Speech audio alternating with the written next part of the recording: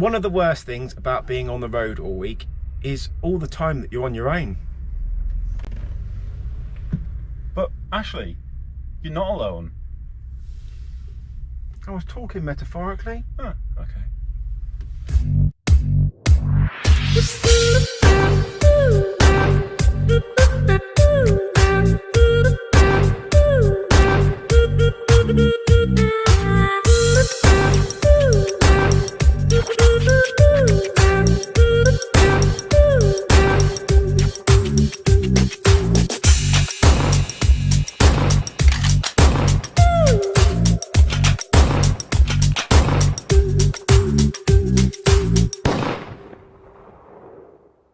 Hello everybody, thank you for joining me. That is not the M4, it's the M3, which I'm kind of glad about because I was sick to death of the M4 from last week. Fingers crossed I don't go on it at all this week. I am currently making my way up to Thetford, and from there I've got a collection in Ipswich to go up to Ellesmere Port, and then wherever the boss sends me after that. So I best get cracking.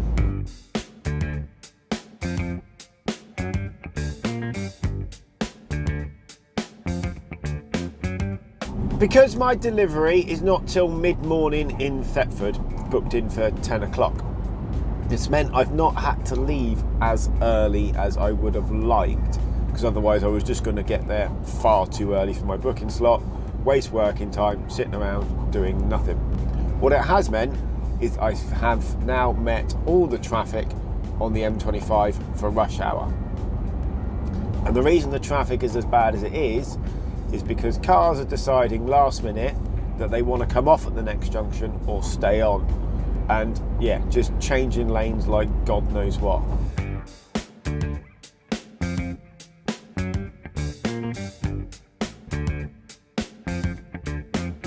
Sat-nav was picking up an accident on the M11, so it diverted me up the A10.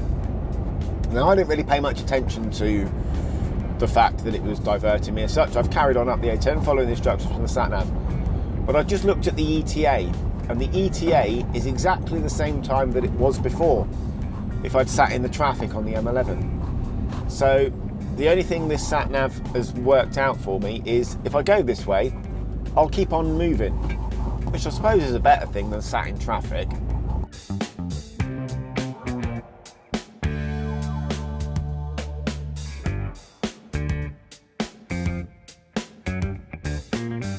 Arrived at my delivery early in Thetford, and they let me in through the gate, which was nice of them, and then they actually managed to get to tip me early, which was even better. Now on my way to Ipswich, and I've had to navigate around a 7.5 ton weight limit, which, yes, my sat-nav thinks wasn't there. So yeah, that cost me a little bit of time, but not too much, which is good. And so get to Ipswich, and I then got to work out how far up the road I'm going to get this evening, so I can work out where I'm going to park. In theory, I should be able to make it all the way up there, maybe. Just need to know the exact address and then I can work it out.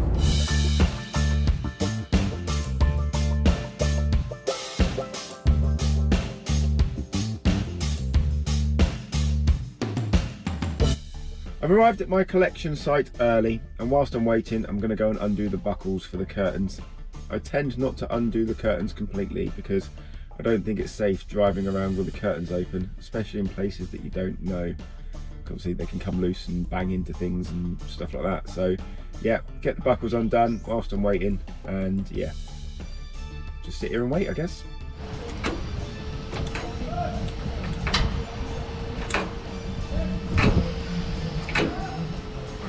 Now I've got the exact address of where I'm going to. I've worked out that I can actually make it all the way to the delivery site, but that would mean going into my 10-hour drive by about 20 minutes, which I don't think I'm gonna do, mainly because I can save it for the end of the week when I may actually need all of that hour, but also I don't know if there's actually anywhere to park around where I'm actually delivering to. So I will probably stop at one of the services on the M6 when I'm a little bit closer.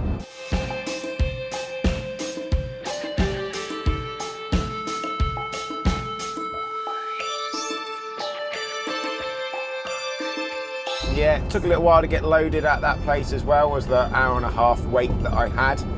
They told me it was 20 minutes that I was going to be waiting, so I didn't have a break, so I need to get a break on the way up to the delivery as well, or somewhere to park up for the night. So going to find a services or a lay-by somewhere as well and pull in there.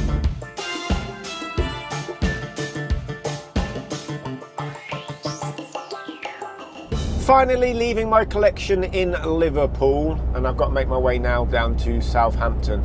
And I need to be down there tonight, ready to deliver first thing in the morning, because I've just been told by the boss that I need to go and collect my container, which is for Darlington tomorrow night, because it hasn't yet cleared customs. So yeah, what was going to be a relatively short day tomorrow is definitely been made longer by the fact that I've got to do a dock run.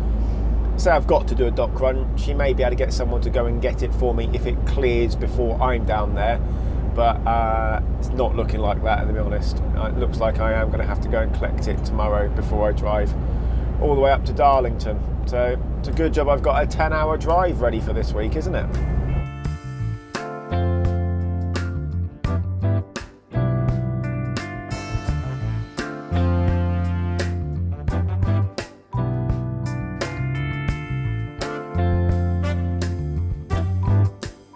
One of the things I've had to deal with this week has been health and safety.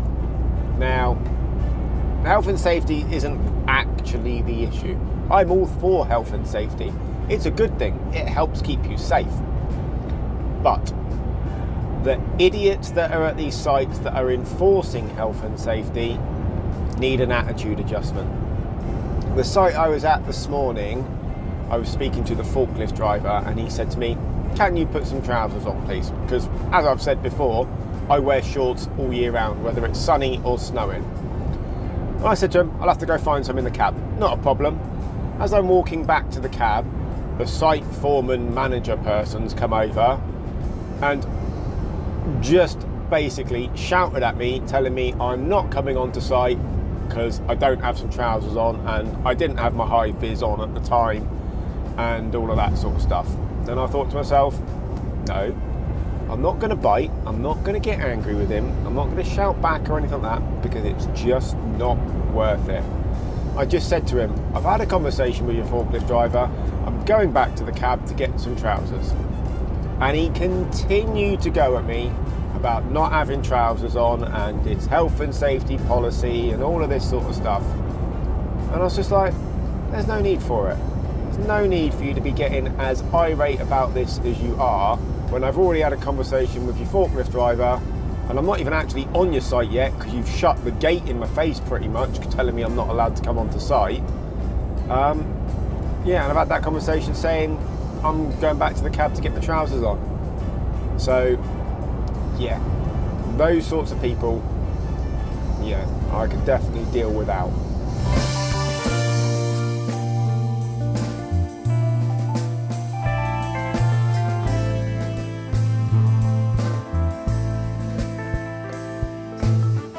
This morning was very boring for me. I couldn't start too early because I've got this late delivery today and I need to have some working time after I arrive there so that they can unload the container, and then I've got enough time to pull out of their yard and park up. So I didn't start this morning till 9 o'clock, went and did my delivery down in Southampton, came back up to the yard and my container still wasn't back from the docks because there'd been delays down at the docks. So yeah, had a lot of waiting around and a lot of doing not very much this morning.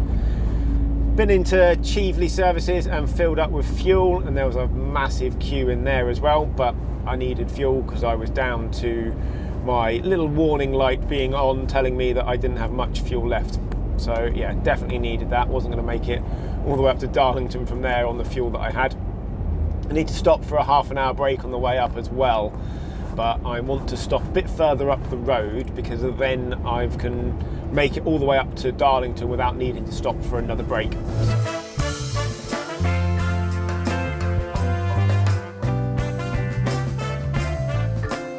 One of the troubles with starting later means you're working later, which isn't necessarily a problem because your day is as long as it is. I knew I was going to be doing this delivery, so it wasn't actually a problem starting late, except for the fact that I've just gone in to have a break in one of the services on the M1, and I've struggled to get a parking space to have my break because, of course, nearly everybody's already parked up for the day. I've ended up having to park across the back of a load of lorries, hoping and praying that I'm not going to be in the way for anybody trying to get through whilst I've gone in to get something to eat, because I've still got, what is it now, 6:30, so I've still got another 5.5 hours of my day. So yeah, parking of an evening is becoming more and more of a nightmare, especially if you are trying to carry on working. It must be even worse for people that have to work nights, because not only are the services all full, but the lay-bys are full as well. So where do they go to get their breaks? It's just gone 8:30 and I've got to wait till about 9:45 before I can get on site, because the shift changeover is at 10 o'clock and this container is for the next shift, so I have to wait until then before I can get in. I can then find out as well if the container can be left on site whilst they tip it overnight, or if I'm going to have to wait until they finish it, which should take about 1.5 to 2 hours. So yeah, hopefully I get to finish a little bit earlier and I don't have to wait till nearly midnight before I can actually go to bed.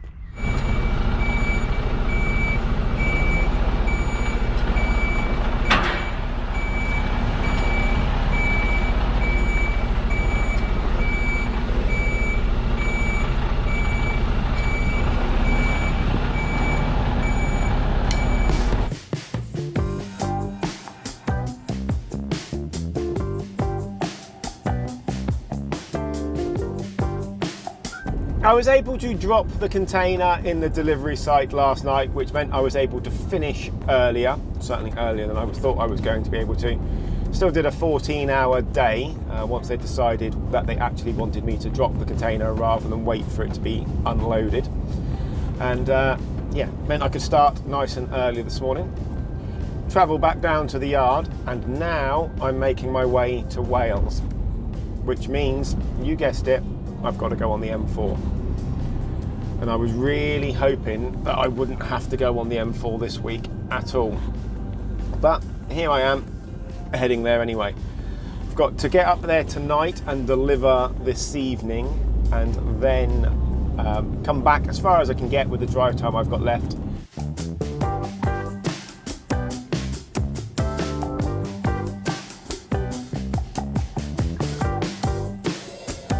Well, today has been another boring day, backwards and forwards between the yard and Wales, so lots of M4, very, very boring. Yeah, a little bit of a rubbish end to the week for me, but it is what it is. We've got to do what the boss needs us to do sometimes, haven't we? I'm on my way back to the yard now, ready to finish my week. I've got about a 10-minute drive to go, so I'm going to end the vlog here. Thank you very much for watching. Hopefully you did enjoy the vlog. If you did, please let me know in the comments, like, subscribe, all of those good things, and I shall catch you in the next one.